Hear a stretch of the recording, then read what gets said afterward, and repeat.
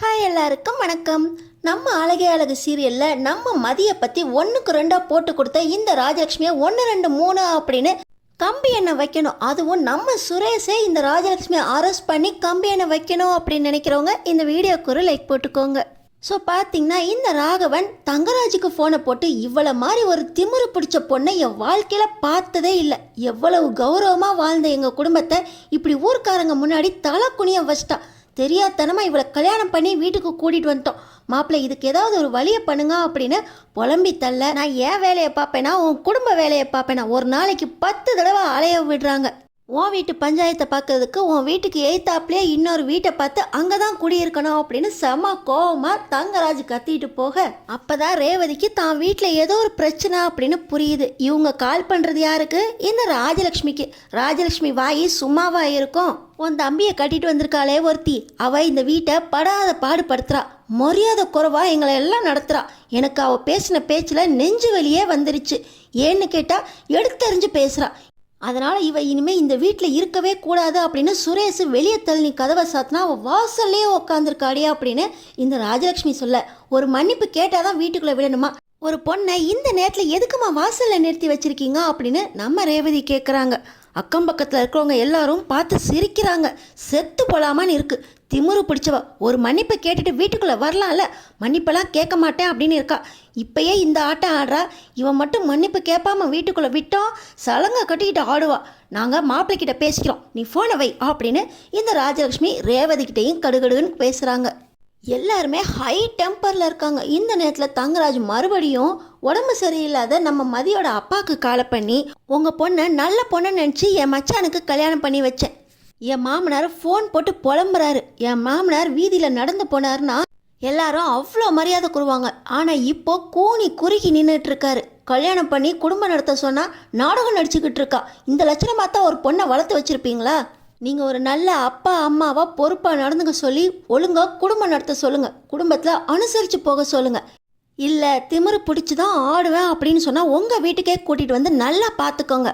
வீட்டில் வச்சு நாங்களாம் அவஸ்தைப்பட முடியாது அப்படின்னு தங்கராஜ் ரொம்ப கோபமாக பேச, நம்ம மதியோட அப்பா ராமமூர்த்தியும் என்ன நடந்துச்சுன்னு கூட புரிஞ்சுக்காம ஒவ்வொருத்தர் சொல்கிறதையும் கேட்டுக்கிட்டு தலையில் அடிச்சுக்கிட்டு அழுகுறாரு. உன் பொண்ணு ஏன் இப்படி நடந்துக்கிறா, எனக்கு ரொம்ப அசிங்கமாக இருக்கா அப்படின்னு சொல்ல, கல்யாணம் வேண்டாம் வேண்டான்னு சொன்ன பொண்ணை நம்ம தான் குடும்ப சூழ்நிலையை எடுத்து சொல்லி கல்யாணம் பண்ண சொல்லி கட்டாயப்படுத்தணும். நம்ம பொண்ணு எதுக்குமே அனுசரித்து போகக்கூடிய பொண்ணு தான், நம்ம சொல் பேச்சு கேட்டு நடக்கிற பொண்ணு. மதி தேவையில்லாமல் எப்போவுமே பிரச்சனை பண்ணுறவளே கிடையாது. ஆனால் இந்த அளவுக்கு பிடிவாதம் பிடிக்கிறா அப்படின்னா அங்கே தான் ஏதோ ஒரு தப்பு இருக்குது. நம்ம பொண்ணை வீட்டுக்கு கூட்டிகிட்டு வாங்க, மறுபடியும் அவங்க கூப்பிட்றாங்க அப்படின்னு சொல்லி ஓடி போய் நம்ம மதிக்கு நம்ம அட்வைஸ் பண்ணவே வேண்டாம், திட்ட வேண்டாம். வீட்டுக்கு கூட்டிகிட்டு வாங்க, கொஞ்ச நாள் நம்ம வீட்டில் வச்சு பார்த்துக்குவோம் அப்படின்னு உருப்படியாக இப்போ தான் காஞ்சனா ராமமூர்த்தி கிட்ட நம்ம மதியை பற்றி எடுத்து சொல்லி மதியை வீட்டுக்கு கூட்டிகிட்டு வாங்க அப்படின்னு சொல்கிறாங்க. நான் மட்டும் போகிறேன் அப்படின்னு சொல்லி ராமமூர்த்தியும் வீட்டுக்கு வந்தால் நம்ம மதி வெளியே உட்காந்துருக்கதை பார்த்து, என் பொண்ணை எதுக்கு நீங்கள் வெளியே உட்கார வச்சுருக்கீங்க அப்படின்னு உள்ளே போய் கேட்குறாரு. நாங்களா வெளியே உட்கார வச்சோம், அவ்வளோதான் வெளியே போய் உக்காந்துருக்கா, அவளை வீட்டுக்குள்ளே கூப்பிடாததும் ரொம்ப நல்லதாக போச்சு, இல்லாட்டினா வீட்டுக்குள்ளே வந்து எங்களை அடிச்சே கொன்னுருவா. பொண்ணா வளர்த்து வச்சுருக்கீங்க, இப்படிப்பட்ட ஒரு பொண்ணை எங்கள் வீட்டுக்கு வேண்டவே வேண்டாம், நீங்கள் உங்கள் வீட்டுக்கே கூட்டிகிட்டு போயிருங்க அப்படின்னு இந்த ராஜலக்ஷ்மி நாய் மாதிரி கத்துறாங்க. இப்போ ராமமூர்த்தியும் பொண்ணை இந்த நேரத்தில் வெளியே இருக்க வச்சுருக்காங்களே, அதுக்கு வீட்டுக்கே கூட்டிகிட்டு போயிடலாம் அப்படின்னு ஒரு முடிவாக பண்ணி நம்ம மதிக்கிட்ட, நீ வாமா நம்ம வீட்டுக்கு போகலாம், வீட்டில் போய் எதுனாலும் பேசிக்கலாம் அப்படின்னு ரொம்ப சோகமாக நம்ம மதியையும் கூப்பிட நம்ம மதியும் ஆட்டோவில் கிளம்பி போயிடுறாங்க. ஆட்டோவில் போகும்போது கூட சுரேஷ் சொன்ன ஒவ்வொரு வார்த்தையும் மதிக்கு காதில் கேட்டுக்கிட்டே இருக்குது. மன்னிப்பு கேட்க முடியலன்னா வீட்டை விட்டு வெளியே போடி, செய்யாத தப்புக்கு நான் எதுக்கு மன்னிப்பு கேட்கணும் அப்படின்னு நம்ம மதி என்ன செஞ்சாங்கன்னு சொல்கிறத காது கொடுத்து கூட இந்த சுரேஷ் கேட்கல. மதி வீட்டுக்கு வந்ததும் மதிக்கு காலையிலேருந்து சாப்பிட்டியா என்ன அப்படின்னு கேட்டு அவங்க அம்மா சாப்பாடையும் கொடுத்து, நீ கட்டின வீட்டில் கொஞ்சம் அனுசரித்து போகிறது தாம்மா நல்லது, பிறந்த வீட்டில் இருக்கிற மாதிரி புகுந்த வீட்லேயும் இருக்க முடியாது, நீ மாப்பிள்ளைக்கிட்ட பேசு, மாப்பிள்ளை புரிஞ்சுக்குவாரு அப்படின்னு 2 பேரையும் சமரசம் பண்ணுறதுக்காக நம்ம மதியை சுரேஷுக்கு கால் பண்ண சொல்கிறாங்க. ஆனால் இன்னொரு பக்கம் பார்த்தீங்கன்னா கெட்டது சனியா அப்படின்னு வீட்டில் சந்தோஷமாக இருக்காங்க இந்த ராஜலக்ஷ்மி. டேய் மறுபடியும் அவளை வீட்டுக்கு கூட்டிகிட்டு வந்து தப்பு பண்ணிடாத, கல்யாணம் பண்ணி இத்தனை நாள் நம்ம அனுபவித்த கஷ்டமே போதும் அப்படின்னு இந்த ராஜலக்ஷ்மி சுரேஷ் கிட்ட சொல்ல, கட்டாயமாக நான் கூட்டிகிட்டே வரமாட்டேம்மா. அவள் அந்த வீட்டில் இருந்த வரைக்கும் ஒவ்வொரு நாளும் எனக்கு நரகமாக இருந்துச்சு. மறந்தும் அவளை வீட்டுக்கு கூட்டிகிட்டு வரணுங்கிற எண்ணம் எனக்கு வரவே வராது அப்படின்னு சொல்லிக்கிட்டு இருக்கும்போதே நம்ம மதி சுரேஷுக்கு கால் பண்ண, மறுபடியும் இவ எதுக்கு கால் பண்ணா, எதுக்கு எந்த ஏழரை இழுத்துட்டு வர போகிறாளோ தெரியலையே அப்படின்னு சொல்லி ஃபோனை எடுத்த உடனே இந்த சுரேஷ், நீ எல்லாம் பொம்பளையாடி, எங்கள் வீடு இப்போ தான் அமைதியாக இருக்குது, உன்னை எப்போ அந்த வீட்டுக்கு கூட்டிகிட்டு வந்தாலும் அப்பயே என் நிம்மதியாக போச்சு, என் நிம்மதி சந்தோஷம் எல்லாத்தையும் அபகரிச்சிட்ட, இப்போ தான் எங்கள் வீடு அமைதியாக நிம்மதியாக சந்தோஷமாக இருக்கேன், இந்த வீட்டில் எனக்கு நிம்மதியாக தூக்கம் வருது, அது கெடுக்கிறதுக்குனே ஃபோன் பண்ணியா அப்படின்னு கேட்க, ஒரு ஃபோனை எடுத்தால் அந்த ஃபோனில் எப்படி பேசணுங்கிற மேனஸ் கூட உங்களுக்கு தெரியாதா அப்படின்னு மதி கேட்குறாங்க. இந்த மேனஸ் கீனஸ்லாம் நீ என் வீட்டிலேருந்து சொல்லி கொடுத்த வரைக்கும் போதும், இனி மறுபடியும் எங்கள் வீட்டுக்கு வரணும்னு நினச்ச நான் கொன்னே போட்டுருவேண்டி அப்படின்னு மறுபடியும் சுரேஷ் கண்ட மெனிக்கு கத்திட்டு ஃபோனை வச்சிடுறாரு. நம்ம மதிக்கு பயங்கர கோவம் வந்துடுது. இப்படிப்பட்ட ஒரு ஆள்கிட்ட தான் நான் சமரசம் பேசணும்னு எங்கள் அம்மா சொல்லிட்டு போனாங்களா, இனிமேல் நம்ம வாழ்க்கையில் நம்ம தான் முடிவு எடுக்கணும் அப்படின்னு சொல்லி நம்ம மதி ஒரே முடிவாக சுரேஷோட அம்பத்தூர் ஸ்டேஷனுக்கே போகிறாங்க. ஃபோன் பண்ணி உயிரை எடுத்தது பத்தாதுன்னு இப்போ ஸ்டேஷனுக்கே வந்துட்டியா, என்ன காரணத்துக்கு நீ வந்திருக்கா அப்படின்னு இந்த சுரேஷ் மறுபடியும் கத்த, நான் எஸ்ஐ சுரேஷை பார்க்க வந்திருக்கேன், நான் ஒரு கம்ப்ளைண்ட் பண்ணணும், என் ஹஸ்பண்ட் சுரேஷை பற்றி கம்ப்ளைண்ட் பண்ணணும் அப்படின்னு சொல்ல, உன்னோட கம்ப்ளைண்ட்லாம் கேட்குற மாதிரியே இல்லை, நீ முதல்ல எந்திரிச்சு வெளியே போடி அப்படின்னு இந்த சுரேஷ் கத்த, சார் பொறுப்பான ஒரு எஸ்ஐயாக நடந்துக்கோங்க, நான் கம்ப்ளைண்ட் பண்ண வந்திருக்கேன், என் ஹஸ்பண்ட் சுரேஷ் என்னை அடிக்கிறதுக்கு கை ஓங்கினாரு, வீட்டை விட்டு வெளியே விரட்டி விட்டாரு, ஃபோன் பண்ணி மிரட்டுறாரு, இந்த கம்ப்ளைண்ட்டை நீங்கள் வாங்கிக்கிட்டு எஃப்ஐஆர் ஃபைல் பண்ணி இதுக்கான ஆக்ஷன் நீங்கள் தான் எடுக்கணும் அப்படின்னு நம்ம மதி பவ்யமாக பேச, வீட்டில் நீ என்ன பண்ணின அதை எழுதி வச்சிருக்க வேண்டியதானே, பெரியவங்களுக்கு மரியாதை கொடுக்காம எதிர்த்து பேசுறது, வீட்டு வேலை செய்யாமல் எப்போ பாரு வியாக்கியானம் பேசிக்கிட்டு வீட்டில் இருக்கவங்க நிம்மதியெல்லாம் கெடுத்தது, எங்கள் அப்பா அம்மாவை மரியாதை இல்லாமல் நடத்தி அவங்களுக்கு நெஞ்சு வலி வர அளவுக்கு எதிர்த்து பேசினது, அவங்க மன்னிப்புன்னு ஒரு வார்த்தையை கேட்க சொன்னதுக்கு நான் செய்யாத தப்புக்கு எதுக்கு மன்னிப்பு கேட்கணும் அப்படின்னு எங்கள் உசுரையெல்லாம் எடுத்திய, அதெல்லாம் இந்த கம்ப்ளைண்ட் பேப்பரில் எழுதியிருக்கியா அப்படின்னு சுரேஷ் கேட்க, சார் என்ன நடந்துச்சு அப்படின்னு எல்லாமே எழுதியிருக்கேன், இதை வாங்கி படித்து பாருங்க அப்படின்னு நம்ம அழகுமதி சொல்ல, நான் கேட்ட கேள்விக்கு பதில் எழுதியிருக்கியா, இல்லாட்டினா இந்த கம்ப்ளைண்ட் பேப்பர்லாம் ஒன்றுத்துக்கும் ஆகாது அப்படின்னு சொல்லி மதி கையில் இருக்க கம்ப்ளைண்ட் பேப்பரை வேகமாக கிழிக்க போக, அந்த நேரத்தில் சார் உங்களை பார்க்க எஸ்பி சார் வந்திருக்காரு அப்படின்னு உள்ளே வராங்க. பார்த்தீங்கன்னா எஸ்பி சாரை பார்த்த உடனே சுரேஷ் எந்திரிச்சு நின்று சல்யூட் அடிக்கிறாரு. என்னையா டியூட்டி நேரத்தில் உன் பொண்டாட்டிக்கிட்ட உட்காந்து கதை அடிச்சுக்கிட்டு இருக்க போல, வெளியே வரைக்கும் சத்தம் கேட்குது அப்படின்னு எஸ்பி சார் கேட்க, சார் இவங்க என் மனைவி தான், ஆனால் இப்போ அவங்க மனைவியாக வரல, கம்ப்ளைண்ட் பண்ண வந்திருக்காங்க, அதை தான் கேட்டுக்கிட்டு இருக்கேன் அப்படின்னு சொல்ல, புருஷனும் பொண்டாட்டியும் நல்லாவே நாடகம் ஆடுறீங்களே, பொண்டாட்டி கம்ப்ளைண்ட் பண்ண வந்தாலாம் அதை புருஷன் உட்காந்து கேட்டுக்கிட்டு இருக்கானா அப்படின்னு சொல்லி எஸ்பி சார், மேடம் நீங்கள் அழகுமதி தானே, இதுக்கு முன்னாடி சுரேஷை கல்யாணம் பண்ணிக்கிட்டு அவர் மேலே கொடுத்த கேஸை வாபஸ் வாங்கினவங்க நீங்கள் தானே அப்படின்னு எஸ்பி சார் கேட்குறாரு. நீங்கள் நினைக்கிற மாதிரி நான் அவரோட மனைவியாக வரல சார், கம்ப்ளைண்ட் பண்ண வந்திருக்கேன், நான் கல்யாணம் பண்ணி போன வீட்டில் எனக்கு மாமியார் கொடுமை நடக்குது, அதுக்கு முக்கிய காரணமாக இருக்கிறது என் ஹஸ்பண்ட் மேலே கம்ப்ளைண்ட் பண்ணலான்னு வந்திருக்கேன், ஆனால் இவர் அந்த கம்ப்ளைண்ட்டை வாங்காமல் அதை கிழிச்சு போட பார்க்குறாரு சார் அப்படின்னு நம்ம மதி சொல்ல, ஏய் கொஞ்ச நேரம் சும்மா இருடி அப்படின்னு சுரேஷ் சல்யூட் அடிச்சுக்கிட்டே நம்ம மதியை திட்ட, என்ன சார் நடக்குதுங்க, உங்கள் மனைவி உங்கள் மேலேயே கம்ப்ளைண்ட் கொடுக்க வந்திருக்கேன்னு சொல்லிட்டு இருக்காங்க, நீங்கள் அவளை மிரட்டிகிட்டு இருக்கீங்க அப்படின்னு எஸ்பி சார் கேட்குறாரு. சார் அது இவளை நான் வீட்டை விட்டு விரட்டிட்டேன் சார், எங்கள் அம்மாவை கொஞ்சம் கூட மதிக்கவே மாட்டேங்கிறா, நேற்று அவளை வீட்டை விட்டு விரட்டினதுக்கப்புறம் கூட இன்றைக்கி என்னை பற்றி என்கிட்டயே கம்ப்ளைண்ட் கொடுக்குறா சார் அப்படின்னு நம்ம சுரேஷ் சொல்ல, என்னம்மா உங்கள் கம்ப்ளைண்ட், சுரேஷ் உங்ககிட்ட எப்படி நடந்துக்கிட்டான், உங்கள் வீட்டில் என்னதான் நடக்குது அப்படின்னு இப்போ எஸ்பி சார் கேட்க, நீங்களாவது வீட்டில் என்ன நடந்துச்சு அப்படின்னு கேட்குறீங்களே சார், என்னோடய கம்ப்ளைண்ட் இதுதான் சார், எங்கள் வீட்டில் எங்கள் மாமியார் நான் செய்யாத தப்புக்கு மன்னிப்பு கேளுன்னு நெஞ்சை பிடிச்சிக்கிட்டு நெஞ்சு வலிக்குது அப்படின்னு ஆக்ட் பண்ணாங்க, இவரும் என்ன நடந்துச்சு ஏது நடந்துச்சுன்னு கேட்காங்க, அவங்க அம்மா சொன்னதுக்கெல்லாம் சரின்னு மண்டையாட்டிக்கிட்டு எங்கள் அம்மா கிட்ட மன்னிப்பு கேளு இல்லை வீட்டை விட்டு வெளியே போ அப்படின்னு சொன்னார், செய்யாத தப்புக்கு நான் மன்னிப்பு கேட்க மாட்டேன்னு சொன்னாலும் என்ன நடந்துச்சுன்னு கூட கேட்காம என்னை வீட்டை விட்டு அந்த நேரத்தில் வெளியே நிற்க வச்சார், அடிக்கிறதுக்கு கை ஓங்கினார், நான் எங்கள் அப்பா கூட எங்கள் வீட்டுக்கு வந்துட்டேன் சார், அங்கே வந்தால் கூட மறுபடியும் ஃபோனை போட்டு உனக்கு கொன்னுற வேண்டிய அப்படின்னு கொலை மிரட்டல் விடுறார் சார், என் ஹஸ்பண்ட் சுரேஷ் மேலே நீங்கள் தான் சார் நடவடிக்கை எடுக்கணும், இதான் என்னோட கம்ப்ளைண்ட் அப்படின்னு நம்ம அழகுமதி கொடுக்க, என்னையா சுரேஷ், கல்யாணத்துக்கு முன்னாடியே இந்த பொண்ணு கொடுத்த கம்ப்ளைண்ட்டில் தான் நீ சஸ்பெண்ட் ஆகி இருந்த, அந்த சஸ்பெண்ட் போகிறதுக்கே இந்த பொண்ணு தான் வந்து தான் மேலே தான் தப்பு அப்படின்னு எல்லா தப்பையும் தான் மேலே போட்டுக்கிட்டு எழுதி கொடுத்து உன் வேலை திரும்ப கிடைக்கிறதுக்கு விசாரணை கமிஷன் வரைக்கும் வந்து கம்ப்ளைண்ட்டை வாபஸ் வாங்குச்சு.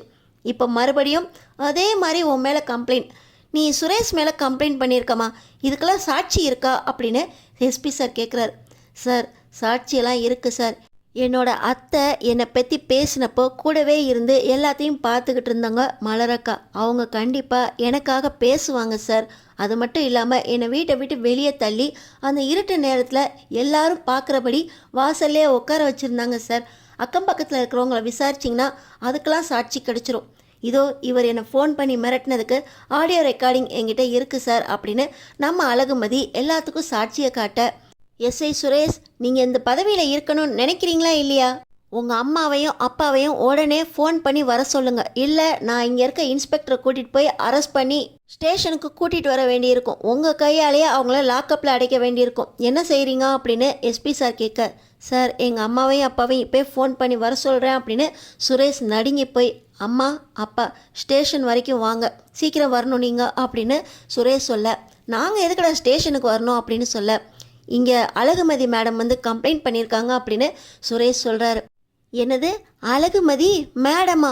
ஐயோ ஐயோ ஐயோ, என் பிள்ளை இவன் மாற்றிட்டாளே, என்னை எதுக்குடா ஸ்டேஷனுக்கு வர சொல்கிற, அவள் கூப்பிட்டான்னு நான் எதுக்குடா வரணும், அவளை என்கிட்ட வந்து மன்னிப்பு கேட்டால் வீட்டுக்குள்ளே விடுற, இல்லாட்டினா விட முடியாதுன்னு நீ சொல்கிறதுக்கு என்னடா அப்படின்னு இந்த ராஜலக்ஷ்மி கத்த, அம்மா ஃபோன் ஸ்பீக்கரில் இருக்குது, தயவு செஞ்சு எந்த ஒரு நாடகமும் போடாமல் ஸ்டேஷனுக்கு வாங்க அப்படின்னு சுரேஷே சொல்ல, என்னங்க நடக்குதுங்க, இப்போ நான் ஸ்டேஷனுக்கு போனால் என்னை உள்ளே வச்சிருவாங்களாங்க அப்படின்னு ராகவன் சொல்ல, நம்ம மாப்பிள்ளைக்கு ஃபோனை போடுவோம், மாப்பிள்ளை வந்தால் எல்லாத்தையும் பார்த்துக்குவாரு அப்படின்னு தங்கராஜுக்கு ராகவன் ஃபோனை போட்டு, மாப்பிள்ளை எங்களை ஸ்டேஷனுக்கு கூப்பிட்றாங்க மாப்பிள்ளை அப்படின்னு சொல்ல, இங்கே தங்கராஜுக்கு அள்ளு விட்டுருது.